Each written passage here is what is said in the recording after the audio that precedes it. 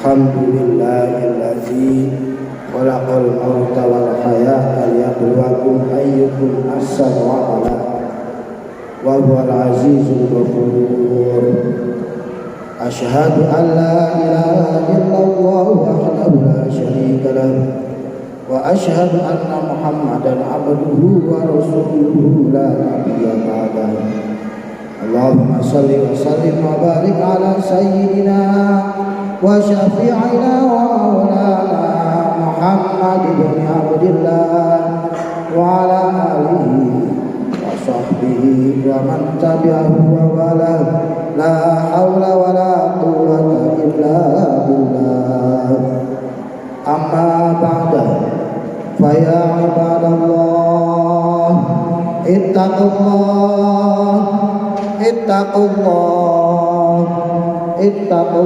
haqqa tuqatih wa la tamutunna illa wa antum muslimun. Ma'asyiral muslimin, sidang Jumat yang berbahagia, alhamdulillah pada detik ini Allah masih memberikan bermacam-macam kesehatan untuk kita. Nikmat iman, Islam, hidayah dari Allah Subhanahu wa taala, panjang umur serta sehat walafiat. Sehingga dengan nikmat-nikmat itu kita bisa diberikan kesempatan oleh Allah pada hari ini untuk beribadah kepadanya.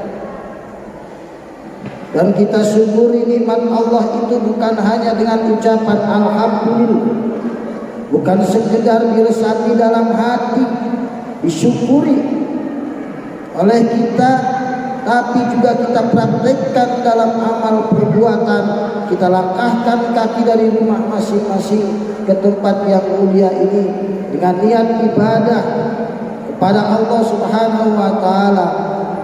Semoga rasa syukur kita bisa menjadikan nikmat-nikmat Allah bertambah lagi dan bertambah lagi kepada kita. Sholawat serta salam tidak lupa pula marilah sama-sama kita sampaikan kepada junjungan Nabi besar kita Muhammad sallallahu alaihi wasallam.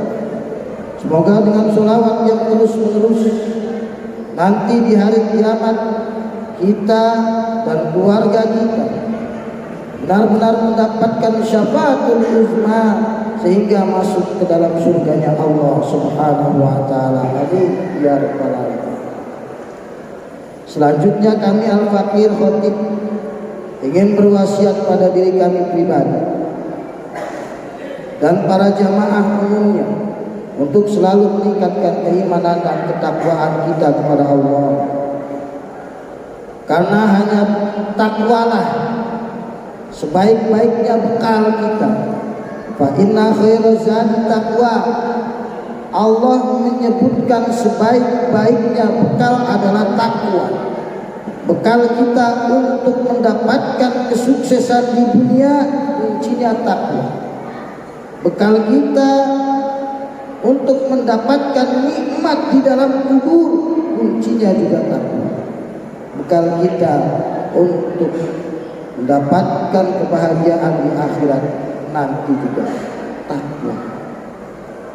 Jangan pernah bosan, jangan pernah lelah, jangan pernah mengeluh untuk selalu meningkatkan keimanan dan ketakwaan kita kepada Allah Subhanahu wa taala. Ma'asyiral muslimin, sidang Jumat yang berbahagia. Hari ini merupakan Jumat kedua di bulan Sya'ban. Tepatnya tanggal 12 Sya'ban. Dan insya Allah mulai maghrib malam Senin nanti kita memasuki satu malam keramat dan dikeramatkan oleh Allah Subhanahu wa taala yang dikenal dengan istilah nisfu Sya'ban. Oleh karena itu tema khutbah Jumat saya pada hari ini adalah tentang maza fi Sya'ban. Apa sih yang ada di dalam bulan Sya'ban? Ada rahasia apa? Tema ini kami ambil dari satu kitab karya seorang ulama besar, yaitu Syekh Sayyid Alwi Al-Maliki.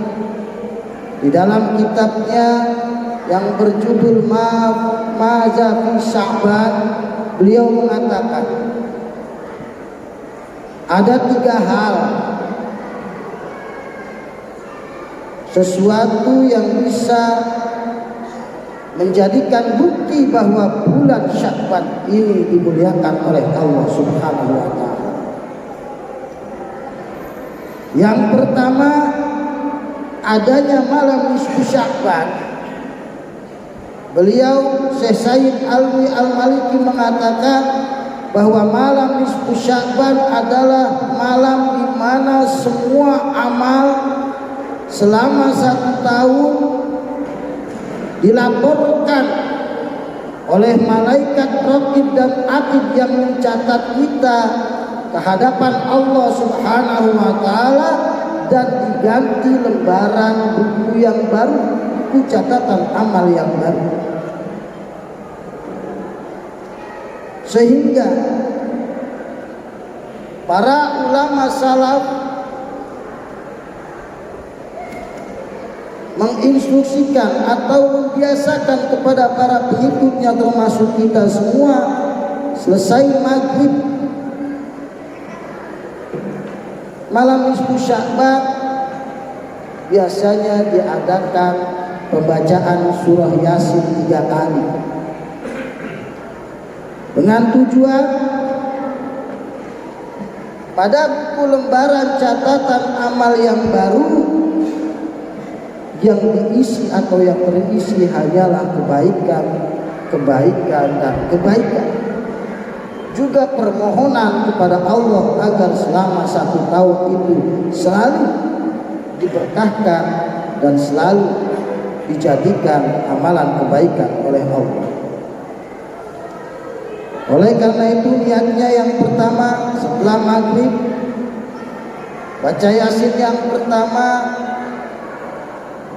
agar kita semua minta panjang umur serta sehat walafiat, yang tujuannya panjang umur dan kesehatan kita itu dipergunakan untuk ibadah kepada Allah. Permintaan kedua, agar kita diberikan rezeki yang banyak, yang halal, yang berkah, dan min haitsu la yahtasib, yang tujuannya juga tidak lain dan tidak bukan dipergunakan untuk beribadah kepada Allah Subhanahu wa taala. Karena betapa banyak orang yang rezekinya meluber, orang kaya sampai uangnya triliunan, tapi belum tentu kekayaannya digunakan untuk beribadah kepada Allah. Dan pembacaan Yasin yang ketiga, kita niatkan kalau memang kita tidak panjang umur, maka kita berdoa saat meninggal dunia, meninggal dalam keadaan bahwa iman dan Islam dan dalam keadaan husnul khatimah. Itu permintaan yang ketiga. Lalu ada pertanyaan, mengapa harus surat Yasin? Dan mengapa harus 3 kali? Maka para ulama menjawab, ya kalau mau 1 hatam Al-Quran silahkan saja, tidak ada yang melarang. Kalau mau bacanya lebih dari 3 kali, mau 10 kali, 30 kali, 100 kali silahkan, tidak ada yang melarang. Tapi paling tidak amalkan bacaan surat Yasin 3 kali. Karena Nabi kita Muhammad sallallahu alaihi wasallam bersabda dalam hadisnya, hadis yang diriwayatkan oleh Imam At-Tirmizi dalam kitab Sunan At-Tirmizinya, beliau Nabi mengatakan, likulli syai'in qalbun wa anna qalbal Qur'an surat Yasin. Di dalam setiap sesuatu itu pasti ada intinya, ada jantungnya. Dan jantungnya atau inti dari Al-Quran, kata Nabi, adalah surat Yasin. Maka yang diambil adalah surat Yasin yang dibaca ketika surat. Setelah baca surat Yasin 3 kali, mau baca apa, Al-Quran surat apa aja terserah, lebih banyak lebih bagus. Bahkan sampai subuh, bahkan sunnah puasa siangnya, apalagi hari Senin, sekalian mengingatkan puasa sunnah Senin Kamis, lebih bagus lagi agar lembaran itu catatan amal kita yang baru isinya hanya kebaikan saja. Kemudian Syekh Abdul Qadir Al-Jailani, Sultanul Auliya, yang manaqibnya sering dibaca di mana saja, mengatakan dalam kitab Bunyatul Talibin, Syekh Abdul Qadir Al-Jailani rahimahullah, beliau mengatakan ketika ada seorang yang bertanya, kenapa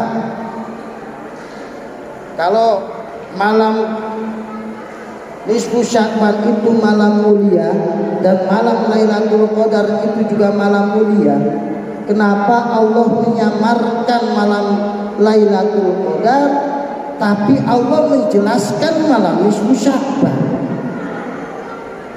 Maka Syekh Abdul Qadir Al-Jailani menjawab,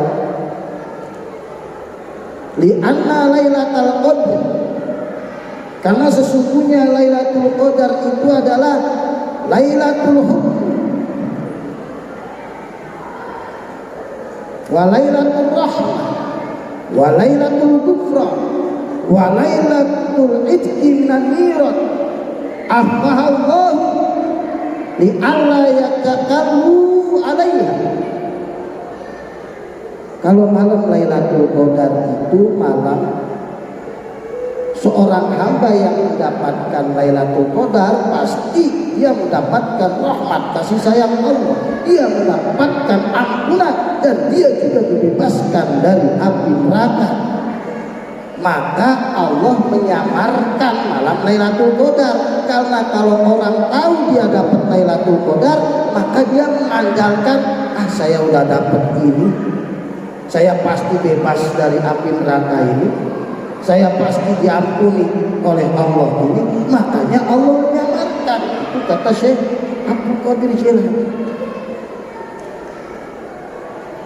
Tapi kalau malam nisfu Sya'ban, kata beliau dalam kitab Bunyahnya menjelaskan, li'anna nisfa Sya'ban, karena sesungguhnya nisfu Sya'ban huwa Lailatul Hukmi wal Qadha wa Lailatul Sukhti war Ridha wa Lailatul Qabuli war Rad. Malam nisfu Sya'ban itu malam penghukuman atau malam keputusan, di mana pada malam itu ada di samping ridha Allah juga murka Allah. Di samping diterimanya amal kebaikan, juga ditolaknya amal kebaikan. Tergantung daripada manusia itu sendiri. Jika di malam itu dia tidak peduli dengan kemuliaan malam nisfu Sya'ban, bahkan bisa jadi dia bermaksiat, maka ketahuan bahwa amalnya ditolak oleh Allah dan dia termasuk orang yang dimurkai. Tapi ketika malam nisfu Sya'ban itu kita seperti yang dianjurkan oleh para ulama, baca Yasin 3 kali, setelah itu selesai sholat isya, berdoa bersama-sama, berzikir, terus di rumah masing-masing lanjutkan dengan bacaan Al-Quran, ayat-ayat yang lain, berzikir, memperbanyak sholawat, maka insya Allah amalnya diterima dan termasuk orang yang mendapatkan ridho dari Allah Subhanahu wa Ta'ala. Ini hal yang pertama. Kenapa malam nisfu Sya'ban dimuliakan oleh Allah? Menurut Syekh Said Al-Maliki, alasan yang kedua, pada malam nisfu Sya'ban itu juga dipindahkannya kiblat dari Lailatul Maqdis atau Masjidil Aqsa ila Masjidil Haram. Dipindahkannya kiblat dari Masjidil Aqsa Palestina kepada Masjidil Haram Mekah Al-Mukarram, itu pada malam nisfu Sya'ban. Dan rahasia yang ketiga, pada bulan Sya'ban ini adalah di akhir-akhir bulan Sya'ban Allah menurunkan firman-Nya yang mengagungkan Nabi-Nya, yaitu dalam surat Al-Ahzab ayat 56, yang ayatnya sering kita baca. A'udzubillahi minasyaitonirrajim. Bismillahirrahmanirrahim. Innallaha wa malaikatahu yusholluna 'alan nabi ya ayyuhalladzina amanu shallu 'alaihi wa sallimu taslima. Ayat itu turun di akhir bulan Sya'ban. Kejadian yang kedua dan yang ketiga, pindahnya arah kiblat dari Baitul Maqdis kepada Masjidil Haram dan diturunkannya ayat perintah sholawat. Kalau kita kaitkan dengan peristiwa setengah bulan yang lalu, yaitu peristiwa Isra wal Mi'raj Nabi besar kita Muhammad sallallahu alaihi wasallam, sangat berhubungan sekali. Karena Isra Mi'raj adalah perintah sholat, dan nisfu Sya'ban dipindahkannya kiblat. Waktu Isra Mi'raj, Nabi kita Muhammad sallallahu alaihi wasallam membuktikan betapa sayangnya beliau kepada kita umat.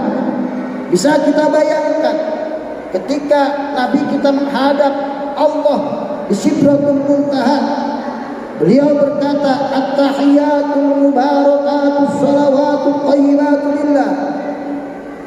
Segala penghormatan, kebaikan, rahmat dan kasih sayang hanya milik Allah. Kemudian Allah menjawab, assalamu alayka ayyuhan nabiyyu wa rahmatullahi wa barakatuh. Semoga keselamatan tetap atas engkau, wahai seorang yang menjadi nabi, dan bukan hanya keselamatan tapi kasih sayang Allah dan keberkahan Allah. Apa jawaban Nabi SAW? Assalamu alayna wa ala ibadillahi sholihin. Ya Allah, jangan cuma saya yang dikasih keselamatan, jangan cuma saya yang dikasih kasih sayang dan keberkahan, tapi assalamu alayna wa ala ibadillahi sholihin. Semoga hamba-hambamu yang soleh juga ya Allah Engkau berikan keselamatan. Inilah bukti cinta Nabi kepada kita. Lalu apa yang kita buktikan kepada Nabi sebagaimana saja kalau kita baca sholawat saja tidak mau? Kita tanya pada diri kita, berapa kali dalam sehari kita bersholawat kepada baginda Nabi? Ada 1000 kali? Syukur-syukur lebih dari 1000 kali, walaupun cuma dengan ucapan sallallahu alaihi Muhammad, sallallahu alaihi Muhammad, sallallahu alaihi Muhammad, sebagai bukti kita mencintai beliau. Ma'asyiral muslimin, sudah jumpa yang berbahaya. Mungkin hanya ini yang dapat saya sampaikan. Dengan kesimpulan, di bulan Sya'ban ada 3 peristiwa penting yang tiga-tiganya jangan sampai kita lewati hikmah, jangan sampai tidak kita lakukan, karena keberkahan dan kebaikan dalam 3 hal tersebut pasti akan mengiringi kita sampai ajal kita nanti. Yang pertama, kita raih kemuliaan malam nisfu Sya'ban. Yang kedua, kita jangan pernah tinggal sholat, karena nisfu Sya'ban itu juga dipindahkannya kiblat dari Baitul Maqdis ke Masjidil Haram agar mengingatkan kita selalu menjaga dan memperhatikan sholat kita, dan jangan pernah malas untuk selalu bersolawat kepada Nabi kita Muhammad sallallahu alaihi wasallam, karena bulan Sya'ban adalah bulan diturunkannya perintah tentang sholawat. A'udzubillahi minasyaitonirrajim. Bismillahirrahmanirrahim. Innal abrara fi na'im wa innal fujjara fi jahim. Sesungguhnya orang-orang yang baik itu pasti mendapat kenikmatan di dalam surganya Allah, dan orang-orang yang menyimpang dari ajaran-ajaran Allah pasti tempatnya adalah neraka jahim. Barakallahu li wa lakum fil Qur'anil azim wa nafa'ana fihi wa iyyakum bima fihi wa dzikril hakim. Taqabbal minni wa minkum tilawatahu innahu was-sami'ul 'alim. Aqulu qawli hadza fastaghfirullahal azim li wa lakum wa lisa'iril muslimin wal muslimat wal mu'minin wal mu'minat fastaghfiruhu innahu huwal ghafurur rahim. Allah